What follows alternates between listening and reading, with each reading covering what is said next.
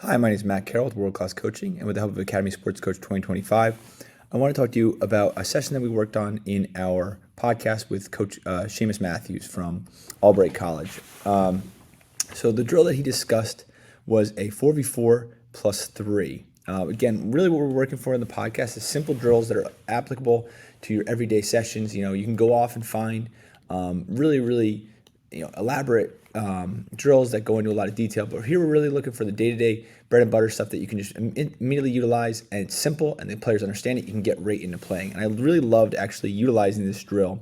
So what we have here is we have 3 neutral players, 2 at the end zones. So you may want to set up some sticks here just to recognize that this is the end zone. If you don't want players going too far out, or you want to dictate how much depth they can get on this, maybe you add another one here to create that the neutral players playing in this end zone, and you would do the same on the other side here. One of the neutrals is also going to be in the middle.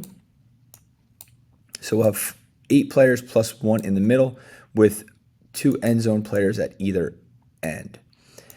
Play starts with a pass in, let's say to black. Black's job then is to connect with the players in the grid. All right, so we have a pass from here to here, and then we find the end zone, and this would be a point for black. Now black then can go out, back out again.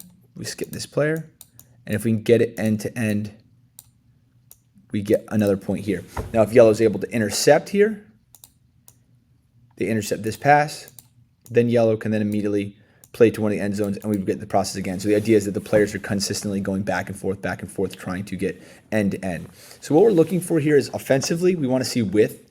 We want to see players checking to the ball. One of the key concepts I'm constantly talking about is, yes, you're moving. You're saying you're getting open, but you have to look at the body shape of the player on the ball. If his back is turned, let's say this player's back is turned here and he's receiving, then we can't stand here, even though there's no defender, and expect to get the ball. His body position is not in that shape. We have to check to him in a way that he can play to us. So maybe we check over here.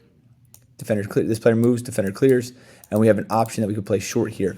We have to be thinking very quickly because the size of the box about where our runs are and how we're creating that shape. The size of the box, I think, definitely can vary. The first time we did it, we kept it very big. We maybe even added an extra neutrals because of the number of players that we had with our team, and just because of the size it worked out.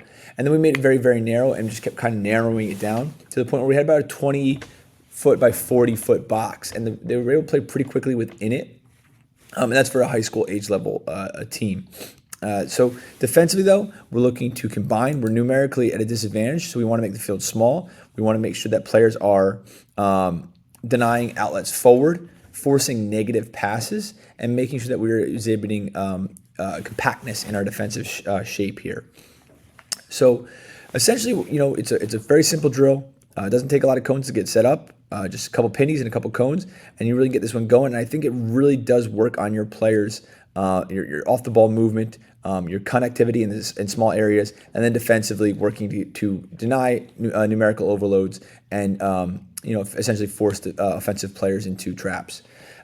Really like this session. I really appreciate Coach Matthews giving it to us. And for future sessions, check out the podcast and worldclasscoaching.com.